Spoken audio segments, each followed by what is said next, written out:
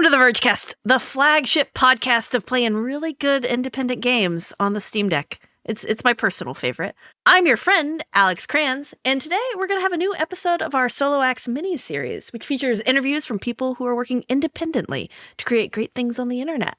And every Monday on the Vergecast, our friend Ashley Esqueda is curating and hosting these interviews and sharing with us what she's learned. And Ashley is here right now. Hello, Ashley. Hi. You've been working on a really cool episode, it sounds like, all about video games? All about a video game. A video game. Well, a video game developer. Okay. I love video games, and I love indie games. The joy, the thrill of discovering a cool indie game is just, there's nothing else like it. And so I am talking today to solo game developer Madison Karrh. Well, why Madison? I first met her last year at Summer Game Fest in June. I was immediately drawn to her game, which is called Birth.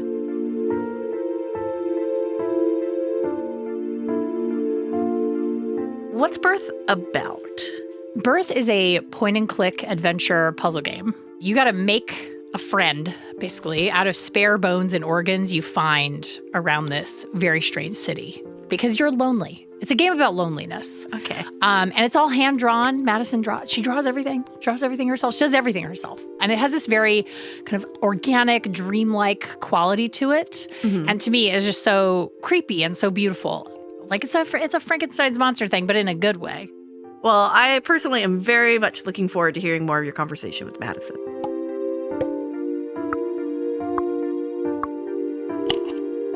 Hi, Madison. Thank you for coming on the show. Hi, Ashley. Thank you so much for having me. I've given a very broad description of Birth, but Madison, do you mind explaining to the listeners in a little more detail what kind of game Birth is? Sure, yes. Birth is a puzzle game about living alone in a large city. It was inspired by my move to Chicago at the very beginning of the pandemic and living alone in a tiny studio apartment. And in order to quell your loneliness in Birth, you have decided to construct a creature from spare bones and organs that you find while traversing the new city that you've moved to. I am very curious about your journey as a solo game developer because it's a very interesting path that many people like to think that they could attempt or that they are interested in attempting. And I want to hear a little bit about how that got started for you. So when did you start making games and why did you start making games?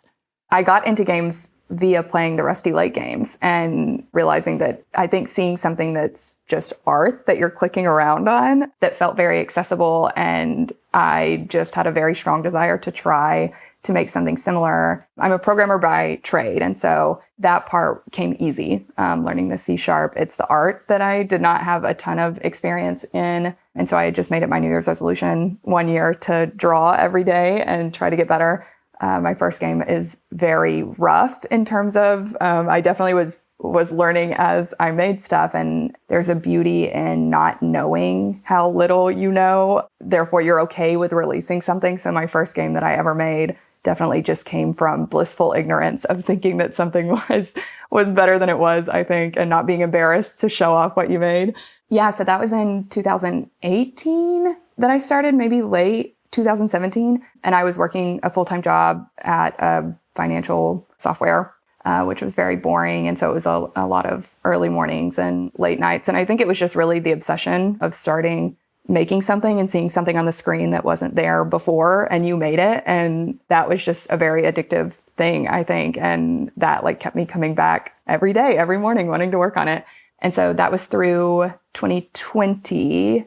Early 2021, I got funding from Wings and then was able to quit my full-time job. And so now I work on my stuff full-time, which is amazing. Yeah, you're a full-time solo game developer. This is your day job now. You made it your day job, which is that's the dream, right? You're living the dream. Absolutely. It feels like a dream for sure. So to be clear to everybody, you mentioned the art. You're a programmer by trade. Everything in this game is made by you. Yes, that is true. So what tools, you mentioned C#, what other tools do you use? What are your preferred tools of your trade? Yes. So I use Unity as a game engine, program in C#, and then I use Clip Studio Paint for drawing. And that's only because I bought a Wacom tablet and it came with a subscription to Clip Studio, and it's just what I learned on, and I'm afraid of change. So I haven't switched yet, but I've looked into Procreate a little bit because it seems really fun. And then just notebooks in terms of like idea, making sure that I have something to write down. Sketching things out. How long did it take you to make Birth from start to finish?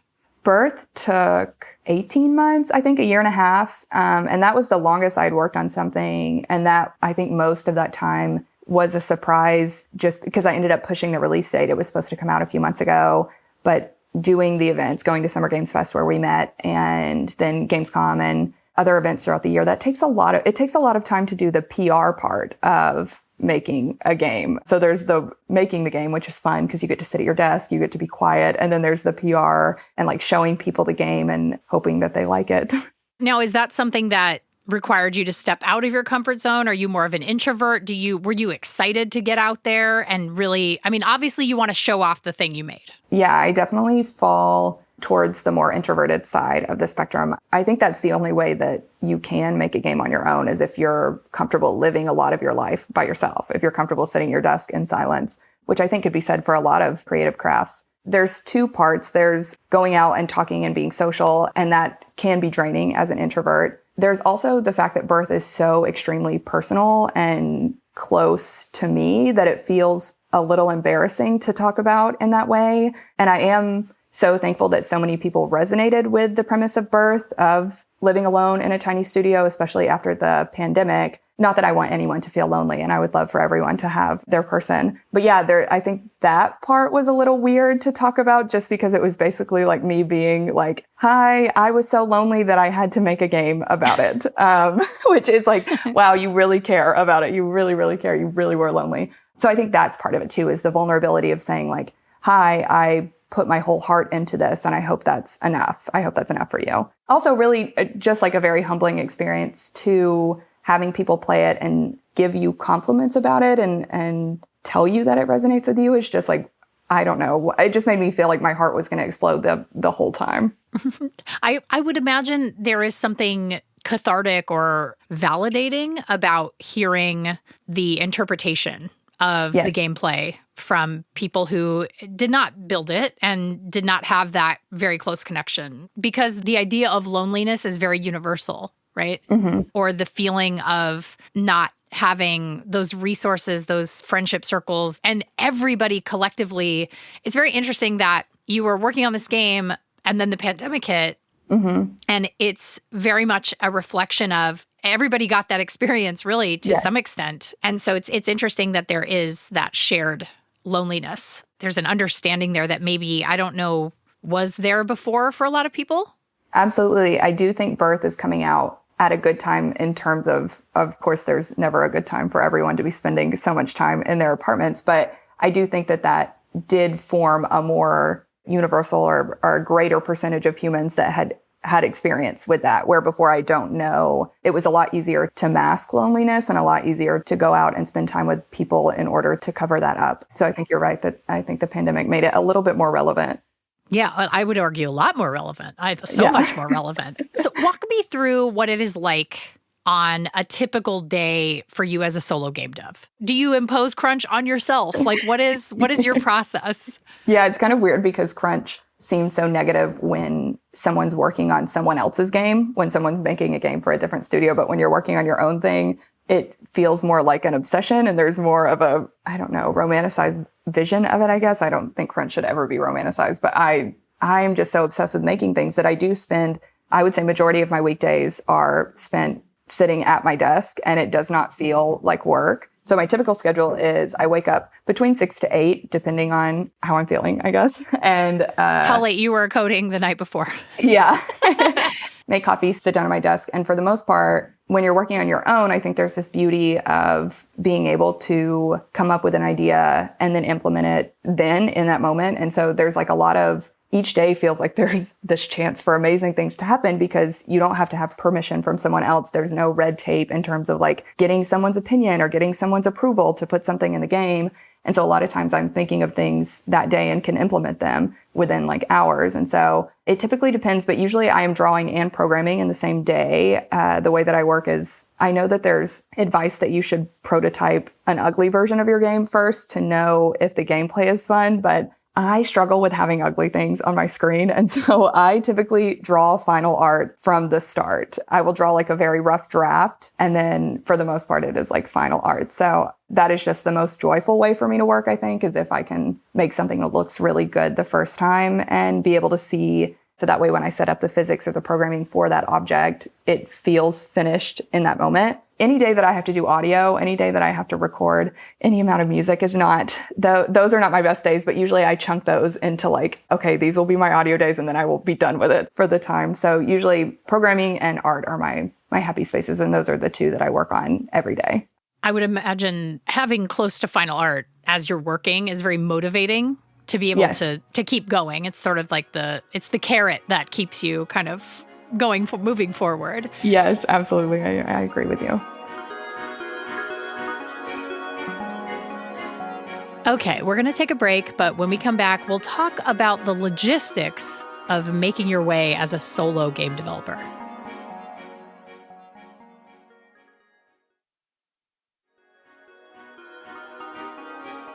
Okay, we're back, and I have Alex Karrh with me. I have to butt in because I have one question.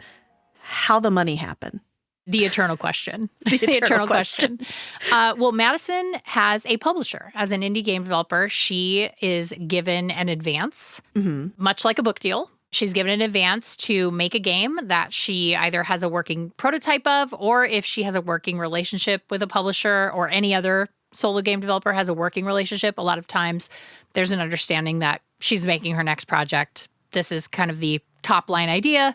Go forth, make game. And then once that advance is set in stone, it's doled out in pieces as the project meets milestones. So you can't just wallow in concept art land for 10 years. You got to ship something. Well, you got to just show some progress, right? It's like you got to show them something. And then when the game comes out, publisher usually sets the pricing. And then the publisher usually wants to recoup that advance. They want to get back some of that money or all of it. And that amount of percentage when the game launches depends on the agreement between the game developer and the publisher. So it could be 100% of an advance has to be recouped before the developer makes anything, or it could be a percentage, a split in there. And then the developer keeps the IP. It doesn't ever belong to the publisher. So that's nice. And then there's a publishing agreement. So there's a set period of time where the publisher is collecting on profits. Okay. So given kind of the economics of it in a lot of those challenges, why does Madison go down this route rather than going towards a more stable, kind of consistently lucrative thing like as a AAA game developer? That is a great question and one she answered. So let's take a listen.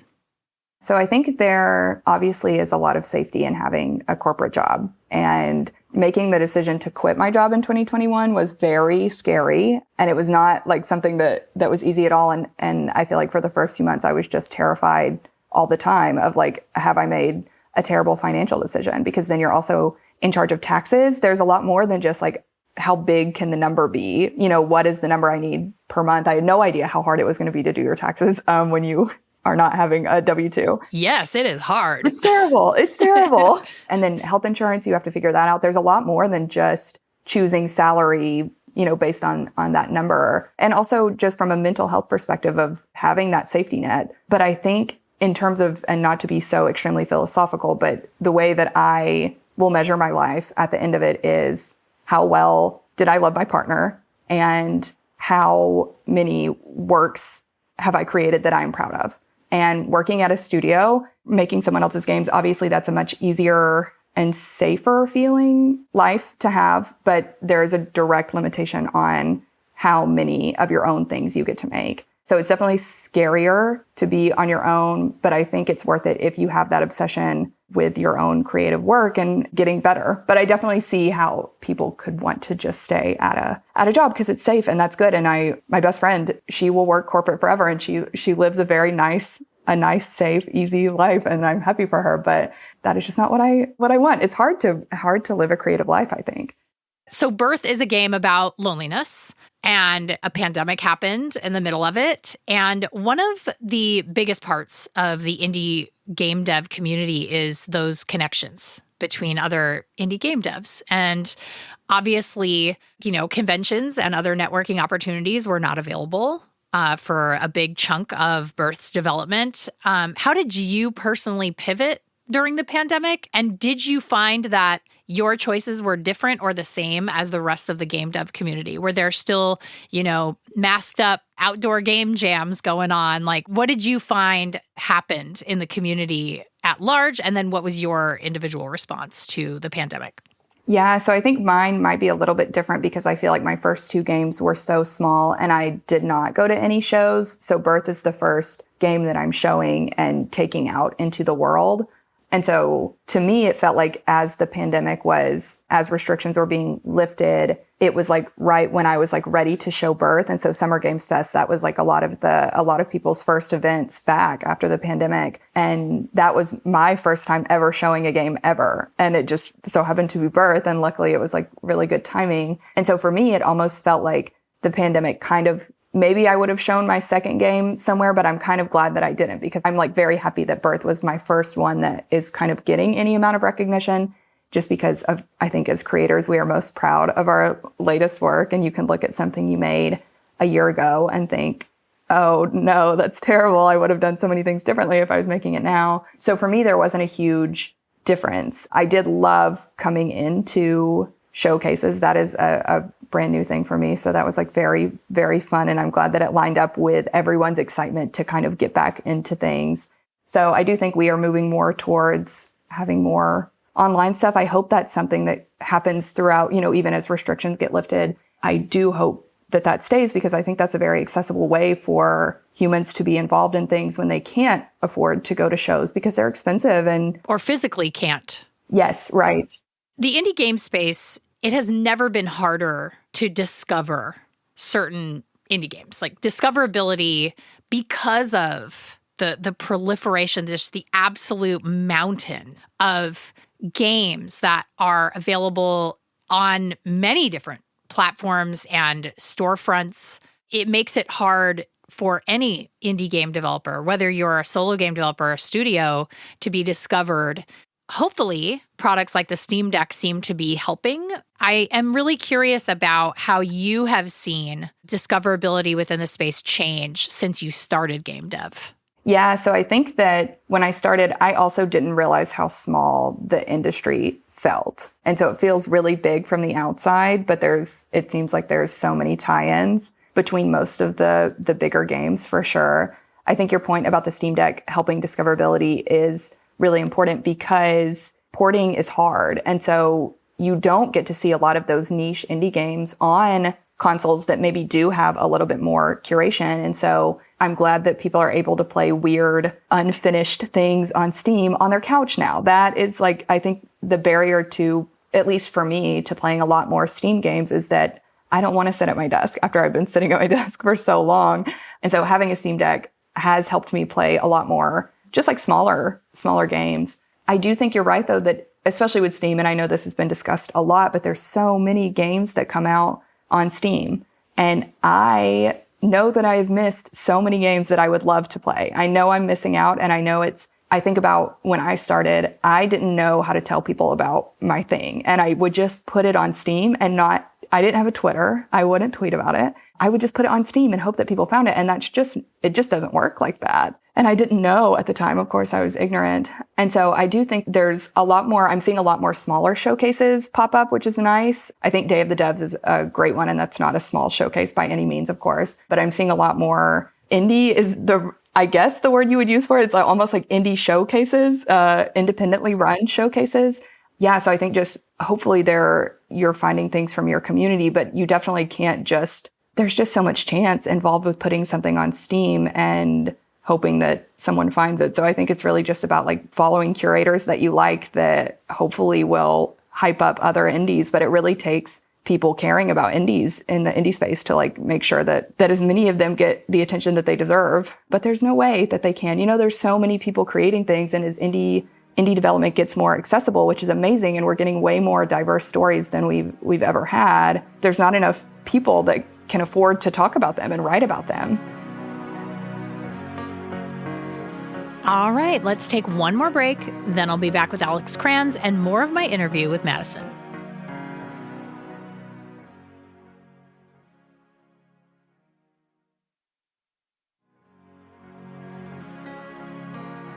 Okay, we're back. Alex is here too. Hi, Alex. Okay, Ashley, so typically on this last act of the Solo Acts podcast, we get a little nerdy. We get pretty in-depth. Where are you taking us in this last act? The only place we can go, which is the future. I love it. The future specifically of the solo game dev space. I think 15 years ago, you could make a moderately successful breakout hit as a solo or a really small game dev. Right. And now, if you do that, the opportunity to parlay it into a mid to senior level role at a mid-sized studio is not as prevalent as it used to be, because all of these mid-sized studios have been snapped up by first-party developers. We've seen Microsoft, Sony, Nintendo. I mean, they're just buying up studios. They're hoovering them like Kirby.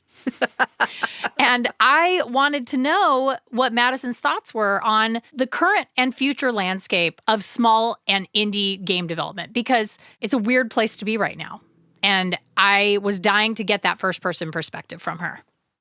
So I've seen I'm not sure exactly who had posted this, maybe Rami Ismail, about the amount of money that it takes to acquire a mid-sized studio or a larger studio and how that could fund so many indies. So many indies just need $60,000 or $70,000 to make their game. And, there's billions going around. And I think that speaks to how much money there is just in gaming in general. In terms of where it's going, what I would love to see is more people, and, hopefully this is just the world in general, that more general tasks are automated, therefore more humans have more time for enjoyment.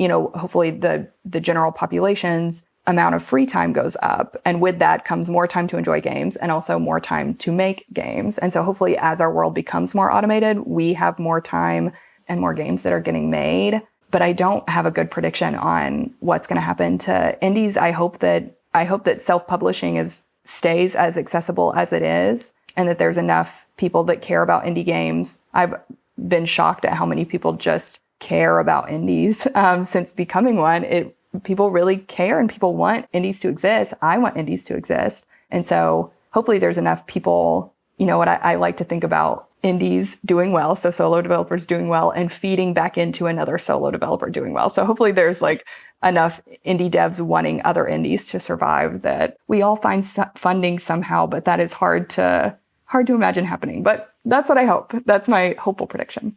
I want to hook back to something you mentioned, which is automation. And we've seen so much in the news about ChatGPT and OpenAI and all of these other artificial intelligence apps and, platforms. How do you think automation might help you as a solo game developer specifically? If it could automate any amount of the admin task that I have to do, the biz dev stuff brings me no joy. Other than that, I do think I value the human aspect of work. And I know that is a big argument for or against AI art. And I value that in my work just because I love, for the most part, everything I get to do, everything that goes into making a game. I love that part. Maybe localization, maybe if it could localize into every single language for me, that would be amazing. That's a good one. Yeah, I hadn't thought of localization, but that does seem at least like a good starting point, right? Yeah. And then you can spend maybe a little less having a translator refine a translation as opposed to doing it from scratch, right? Absolutely. You mentioned your sort of, again, not to be macabre, but we are talking about birth here. You did mention you're like, at the end of my life, these are the things that I will feel good about. Yes. How do you measure success when you launch an indie game? Because obviously it is a very different metric. So when you launch Birth's out, how do you measure the success of this game? Yeah, I think if we were in it for money, we would be there are way more efficient ways to make money for sure. You'd be programming for a hedge fund or something. Yes, absolutely right. I would be having a much more boring life for sure. Obviously, numbers matter because numbers indicate whether you can make the next game or not, or what you need to be asking for from funding or a publisher next time. So numbers do matter a little bit. Those numbers are important the same way wish list numbers are important before you launch, even if there's no guarantee. But for me, I think what has brought me joy and what makes me feel like I did the job that I set out to do is watching people play it. Specifically, I love watching streams of it and seeing small interactions because it's taken so many thousands of hours to make Birth. And so if someone has a really good time for 2 hours of their life, I have to make up those thousands of hours that I spent. So I need so many people to play it and know that you're improving someone's life at least a tiny, tiny bit for it to be worth it. And so positive reviews help, but I really think it's seeing someone play through it and enjoy it. And other people can like vocalize what it makes them feel. And you in return are learning more about yourself or what you've created through that. Yeah, so I think it's how much joy it brings other people. That sounds really cliche and naive almost, but as long as the numbers are good and as long as it's not a flop, yeah, it is important how much joy it brings people. And my last question is, what is your best advice for anybody who feels like they have a great game in them? Like, what is your best advice there? Make it. Start making stuff. It will be so bad at first. Everything that I made at the beginning was so bad. And still things that I make, sometimes I'm like, oh my God, that's atrocious that I made that. And I feel like I'm getting better every day at things. And so you just have to start. The scariest part is having total creative freedom and having no restraints whatsoever and having a blank canvas. That is really scary. What is not so scary is having a little bit of something on a canvas that you're editing a little bit. So yeah, start now. I wish that I started way earlier. I wish I had found game dev when I was like 4 or something. I don't know. My son's about to turn 4, so I'm going to get him started. Oh my gosh, you should. This year. Yes. Get him started immediately. A new indie game dev. just a new one right now. Yes.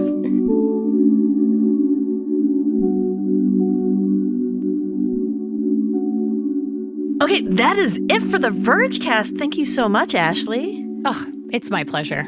I've been having so much fun on this series with you. And we've got even more episodes of the Solo Act series coming. This was episode 3. We have 2 more. So you got to tune in next Monday to hear even more about it. Ashley, what's going on next week, though? I have heard that mechanical keyboards are very popular. Oh my God, are they? I'm shocked. I received a telegram. And I've heard that the technology community loves mechanical keyboards. So I decided to talk to Tiny Makes Things. Tiny is a mechanical keyboard custom keycap creator. Yes. Yeah, she makes custom keycaps. Like the cute little ones that always like look like food or like little characters and stuff. Yes, and she also even makes accessories for them. So talk to her, and she is a very interesting person with a lot of really cool things to talk about in the mechanical keyboard space. I think if you are a longtime enthusiast of mechanical keyboards, you will enjoy it. But also, if you're new to mechanical keyboards or just thinking about it, you may find her talk interesting. All right. Well, Vergecast listeners, please stay tuned. That's going to be next Monday. But this is all we've got for the show today. The show is produced by Andrew Marino and Liam James. Brooke Minters is our editorial director of audio. The Vergecast is a Verge production and part of the Vox Media Podcast Network. If you've got thoughts or feelings or feedback, you can always email us at vergecast@theverge.com, or you can call the hotline at 866-VERGE11. We're going to be back on Wednesday for another episode, and then Neeli and I are going to be back on Friday. It's going to be a lot of fun. Until then, stay classy.